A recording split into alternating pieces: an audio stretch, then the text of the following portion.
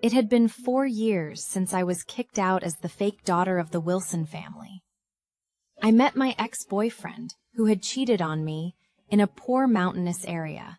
Alzay, he was the newly appointed CEO, and he had come to this remote Gendon area with wheel traditions out of the Wilson near was the much to Sirati gala.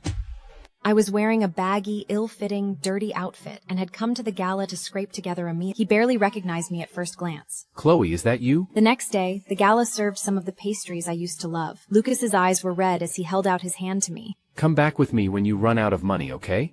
I can't go back. I only have half a week left. I don't want to see any of them again. Other I'd die with Rewint. When he saw I didn't touch the pastries, Lucas frowned in confusion. Aren't these your favorite things? I don't like them anymore. People change. Then what do you want? I'll bring it tomorrow. He pressed a new piece of clothing into my hand. It was the brand I used to wear all the time, but I didn't deserve the price tag on that clothes anymore. I set it gently on the table and declined. No, I don't want anything to eat. Lucas grabbed my hand, about to say more, when Zoe walked over. She linked her arm through Lucas's affectionately, and I instinctively bowed my head lower. I tried to turn away with dignity, but she called my name. Chloe? Sister Chloe? What are you doing here? The sharp-eared media caught the familiar name and rushed over. Miss Wilson, is this homeless woman the missing family from 2 years ago? Can Chloe speak? Why has she ended up like this? Faced with the reporter's sharp questions, I dug my fingernails into my palms and bowed my head even lower. Lucas grabbed a tablecloth nearby and roughly threw it over my head. This isn't Chloe, just a nameless homeless woman. I felt sorry for her, so I told Zoe to give her some extra food. Zoe nodded along. Yeah, how could this lazy good-for-nothing be my competitive sister? My heart ached sharply. Mr. Carter and Miss Wilson make such a perfect couple. Wealthy and kind. Speaking of Chloe, I heard Lucas used to date her. Is that true? Lucas was silent for a long time, then finally shook his head. That's a rumor. There was nothing between Chloe and me. My fiancé has always been Zoe. A faint flicker of guilt crossed his face right after he spoke. Covered by the stained tablecloth, I quietly slipped into a corner. You know about the missing Wilson daughter from 4 years ago? Yeah, how did you know? I'm her, and I didn't go missing. After my parents announced I was missing, they cried on TV and offered $100 million reward to the first person who found me. Many people scrambled to search the world for the missing daughter. No one ever found me. Over time, the story was forgotten. When I was little, I was adopted by Mr. and Mrs. Wilson because of my exceptional talent at the orphanage. They raised me to manage money, make profits, and understand finance from an early age. Because of my natural gifts and the Wilson family's support, I grew arrogant, unruly, and fiercely competitive. Mr. and Mrs. Wilson admired my ambition and treated me like their own daughter. Everyone said my future was bright with endless possibilities. Then, in college, I met a poor student at a competition, wearing a shirt washed so many times it was faded white. Maybe it was the lifelong love and spotlight that gave me the courage to be sure of myself. I confessed to him, but I never thought he'd reject me. I learned about his family. He'd come out of the mountains. To put him through college, his grandparents had picked up bottles and trash their whole lives. I started to feel sorry for him. When he couldn't afford tuition, I paid it. When he didn't qualify for competitions, I got him in. I got him everything he needed. Then one day after school, Lucas held me back in the classroom. Chloe, let's be together. I naively thought he really liked me, and my care for him grew even stronger. Thankfully, Lucas' talent was just as great as mine. He began to stand out in competitions. My parents were against me dating Lucas at first, but as Lucas' talent showed, they slowly accepted him. Everyone at school thought his lifestyle had jumped up a level because of competition prizes. In truth, it was all my support. But to protect Lucas's pride, we only went public with our relationship at the right time, so no one knew our earlier story. We walked around campus, shopped, and went on dates like any other couple, openly and proudly. We even competed together. Whenever we were in the same place, the spotlight was never on anyone else. Sweet story about us even spread around school. By then, Lucas had changed. He was much better off than when we first met. Even though he had money, he never gave me store-bought gifts for anniversaries. It was always scarves he knitted himself or handmade crafts. Just then, my homeless friend Luna nodded at the small, plain but clean keychain in my pocket. Did he make that too? Yeah, it's a mini version of Lucas. I loved it. It's the only thing I could take with me when I was kicked out. Not long after, the Wilson family found their real daughter, Zoe. I understood why my parents' love shifted to Zoe, because I too loved this little girl who'd suffered for 20 years. But I didn't understand why Lucas started growing closer to Zoe too. I wasn't petty, and I didn't mind him making new friends. But that day, I walked in on him cheating on me. Everything changed after that day. By the time I finished telling the story, Lucas and Zoe had finished their interviews and were looking everywhere for me. My homeless friend Luma noticed and pulled my hand to hide in a cave. Before she left, she grabbed several expensive dishes from the table. Let's eat all these from the two Tyson jerks. They don't even want to take you home. They're not looking for you for anything good. Maybe. I'd long given up hope. I just wanted to stay far away from them. I still remember that day. I'd spent millions on a limited edition pink diamond necklace. I wrapped it up as a gift for Zoe. When I saw this pink diamond necklace, I thought of Zoe immediately.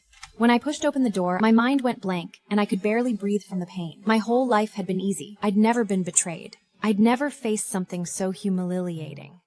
Lucas froze on the spot. Zoe stammered, unable to speak. Growing up the way I did, I'd learned to put on a brave face and save face no matter how broken I was. No matter how devastated I was, I forced myself to stay calm. Sis, Zoe, you really love picking up other people's trash. Lucas, we're breaking up. Lucas' expression that day was exactly the same as it was now. Shock, disbelief, then red-rimmed eyes. But he only said quietly. That night, I locked myself in my room and cried my eyes out. The man I loved most, and my little sister Zoe.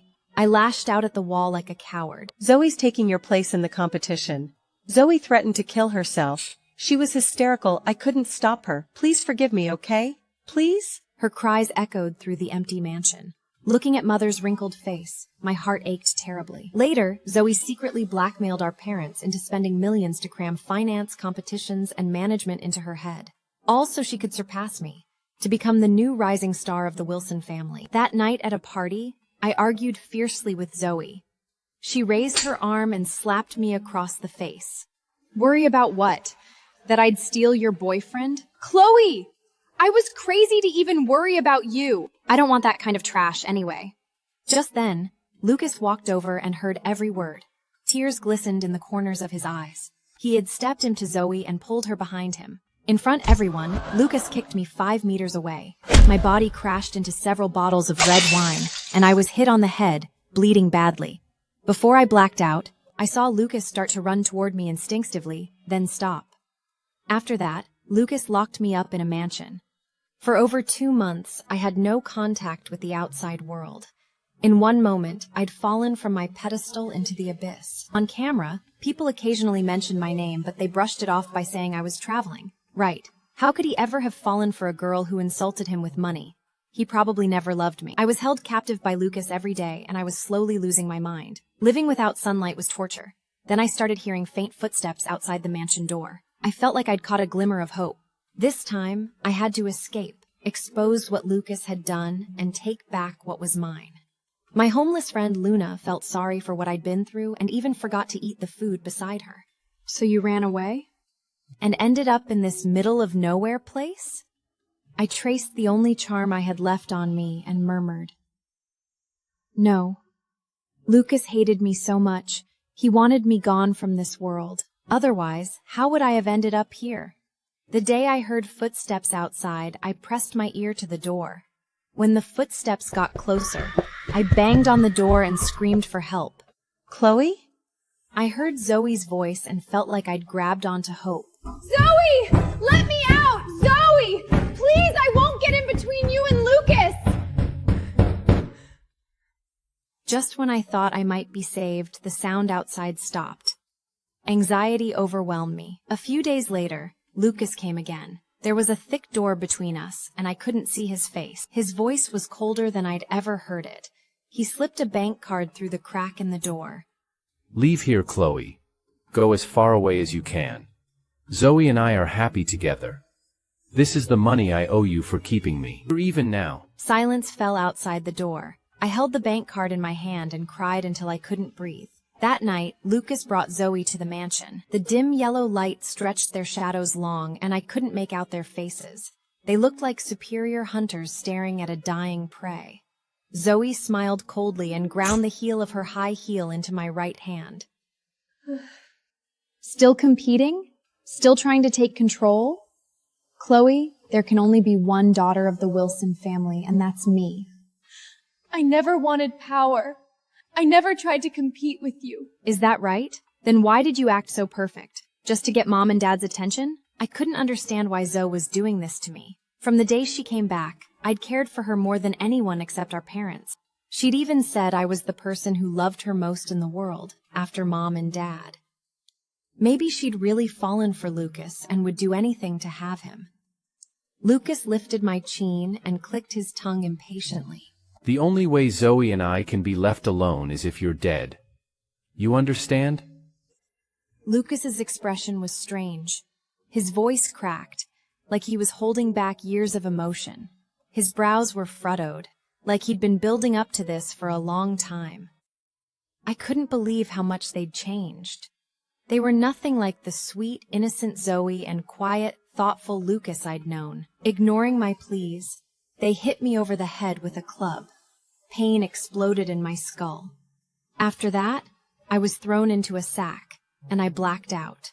When I woke up, I was here.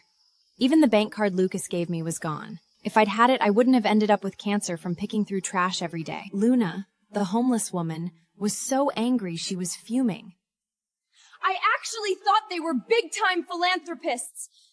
And you still have that stupid charm he made you?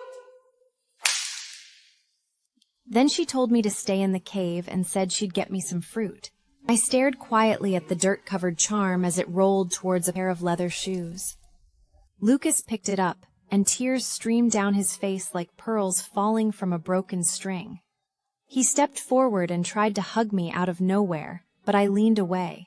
Chloe, please don't hate me. I had my reasons for what happened back then. Just then, Zoe came running over, stumbling in her high heels.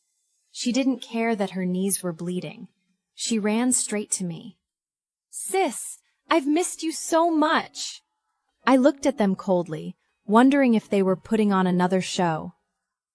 Maybe the media was behind them, trying to get more clout. I didn't believe them anymore. But then I saw the outdated pink diamond necklace I'd given Zoe 4 years ago around her neck, and Lucas was wearing the belt I'd given him 7 years ago. It was frayed, but he still refused to replace it. I started to feel dazed. For 4 years, I'd been hating the wrong people. Lucas reached for my hand, and his heart ached at how broken I looked. I pulled my hand away coldly, unwilling to watch their fake kindness, but my throat felt tight, and I could barely breathe. But this place was so remote and poor, where could I find an ATM to extract money? Later, when I went to pick through trash for money, someone stole the card. How generous of you, Mr. Lucas. Giving me a bank card and then dumping me somewhere I can't use it. Tired of acting? Must be exhausting for you. I didn't dump you here, Chloe. Zoe and I searched for you for a long time. I was surprised to hear that. A warm feeling spread through my chest and lingered, but my mouth stayed stubborn. Is that right? How thoughtful of you and your fiancé, to still think about a homeless nobody like me. Lucas sighed, about to speak again, when Zoe whispered urgently. Lucas, the reporters are here. Hurry and get Sis out of sight. I suddenly realized what was happening. If they took me now, I might never survive. I ran outside as fast as I could, hoping to expose their scandals in front of the reporters. Zoe, distract the reporters. I'll get Chloe out of here. Lucas saw what I was planning, covered my mouth, and dragged me aside. Trust me just this once, okay? I was muffled, making whimpering sounds. Trust him for what? Trust that he cheated? Or that he locked me up? Or that he dumped me in this remote mountain village? Suddenly, Lucas let go of me. The reporters and Zoe were gone. Zoe isn't my fiancée. We've only been pretending. Give me a chance to explain, please. For a moment, I couldn't tell if he was lying or telling the truth. Just then, my homeless friend Luna walked into the cave holding some fresh fruit. The second she saw Lucas, she nearly jumped. What are you doing here? Luna pushed Lucas hard with her oil-stained hands, trying to keep him away from me. Where are you taking her now? She's dying. Can you just leave her alone? What did you say? Chloe? She's dying? Luna was startled by his reaction and stammered. Yeah. She only has half a week left. No, Chloe, you're not gonna die. I'll save you. I promise. The intense emotions had made my condition worse. Everything went black, and I couldn't hear anything. When I opened my eyes, a ventilator was on my face, and machines beside me beeped rhythmically. Lucas was crying hysterically by the bed. Why did you cheat on me back then? Lucas, Did you hate me that much? I knew my life was almost over, so I spoke chivalry. He grabbed my shound and pressed it gently to his cheek. That's when I heard his version of the story. After Zoe came home, my parents found Lucas. Lucas thought they wanted to talk about our engagement, but instead, they told him to marry Zoe. I'm sorry, Uncle Richard, Aunt Margaret, but I'll never marry anyone but Chloe. The parents I'd always thought were kind and gentle started threatening him. What if Chloe died? Back then, Lucas was still a college student with no power to negotiate. That conversation ended without resolution. Later, Lucas found Zoe and begged her to talk to our parents. Zoe was upset too. She didn't want to be with Lucas either, but our parents refused to back down. The day I walked in on Lucas kneeling in front of Zoe, he was begging her to take good care of me. He was going to leave. Things could have ended peacefully there. I would have been safe, and Lucas could have left. But then my parents threatened Lucas's elderly grandparents. Lucas had no choice. He and Zoe agreed to pretend to be a couple in public, but nothing more. By then, almost everyone had given up on me and wanted me to disappear quietly. It wasn't surprising. With their power, it would have been easy. So Zoe fought her way to the top, desperate to gain control. All so she could keep me safe at the Wilson house. When Zoe and I fought at the party, our parents had ordered Lucas to stand up for Zoe, just to strengthen the act that they were in love. I didn't mean it that time. I'm so sorry, Chloe. You must have been so hurt. Lucas brushed a strand of hair from my face and wiped the tears from my eyes. After our parents locked me away, Lucas and Zoe searched everywhere for me. They even asked the police for help, but they couldn't find me. That time, they begged our parents for me, and they finally agreed to send me away safely. But to make me give up and hate them for the rest of my life, they staged that whole scene.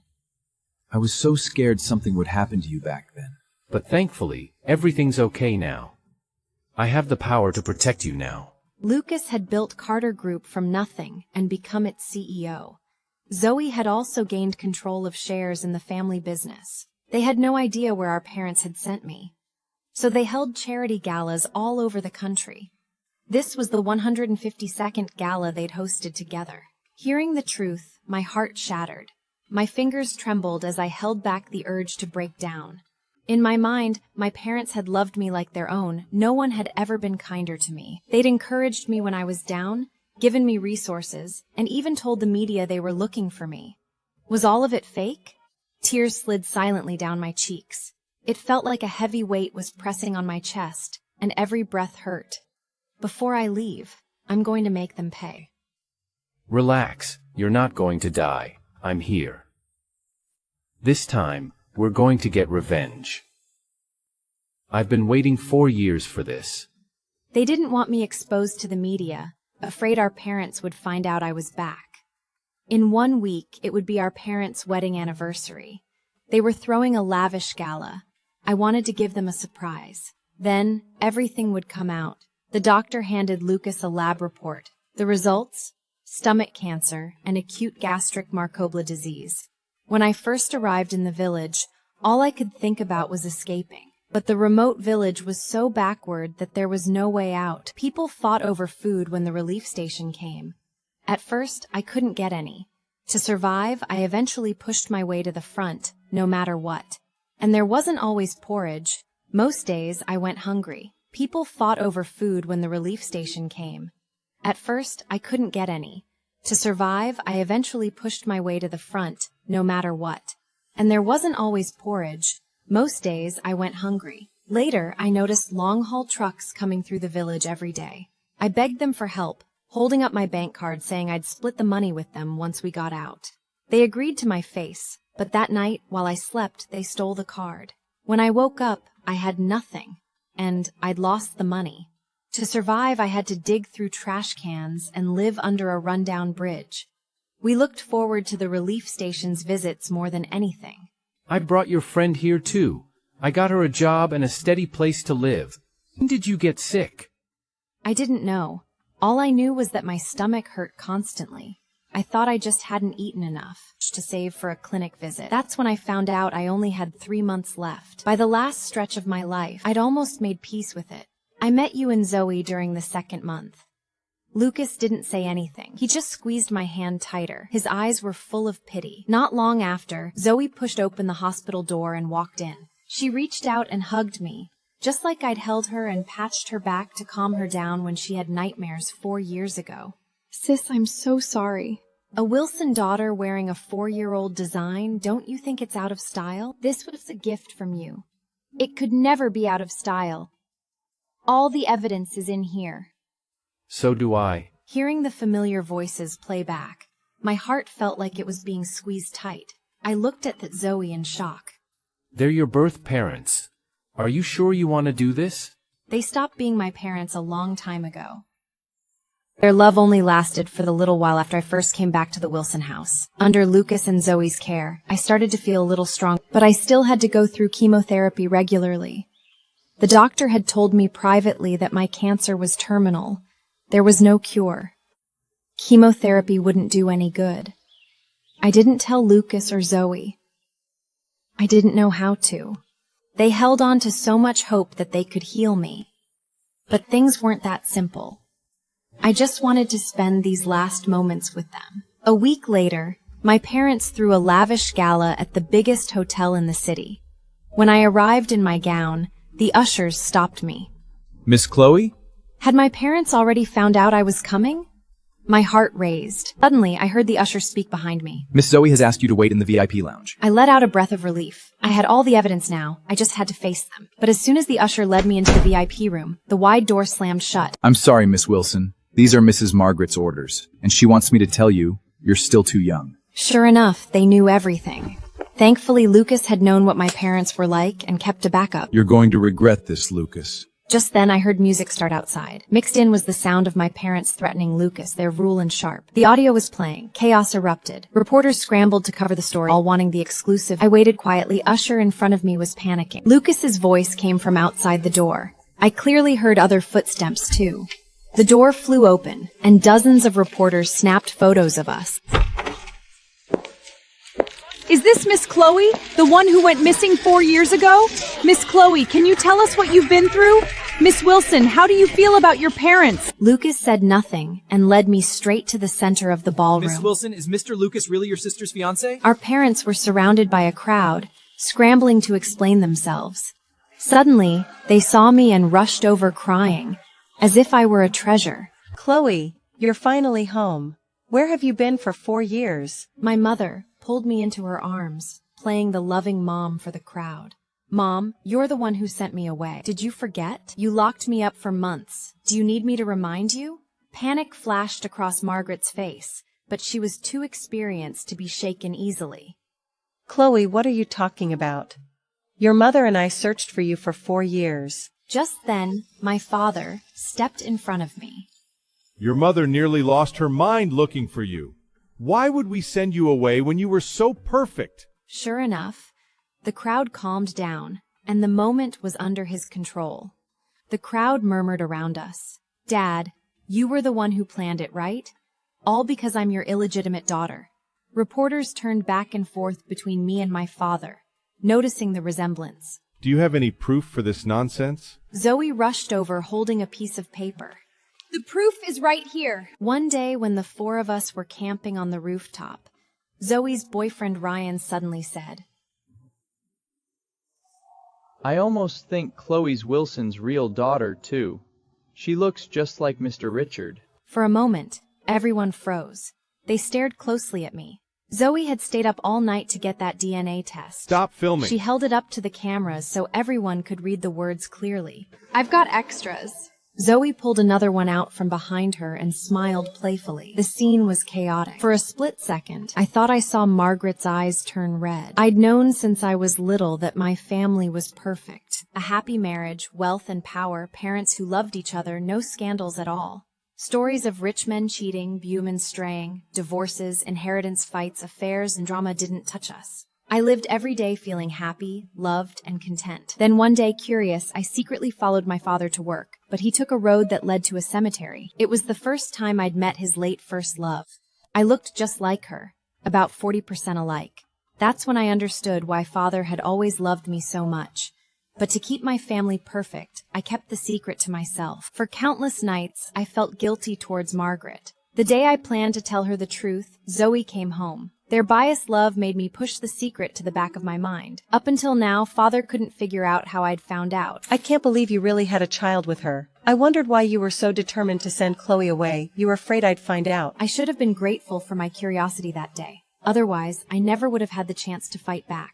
Margaret, my mother, covered her mouth and sobbed quietly. She cried uncontrollably. They'd been planning to get rid of me since the day Zoe first came home. They saw Lucas was talented, steady, and responsible, so they wanted their real daughter to marry him. They thought forcing Lucas and Zoe together would work out eventually. Just like countless marriage alliances in wealthy families, they marry first and fall in love later, letting fate Aconso seal the bond. Maybe they'd been wrong from the start. Father stood there silently, letting Mother vent her frustration. After a few seconds, he grabbed her arm and hurried away. Reporters chased after them for blocks. Before he left, Father shot Zoe a fierce glare. The scandal spread like wildfire, and the Wilson family was sure to suffer. I already bought shares in other companies.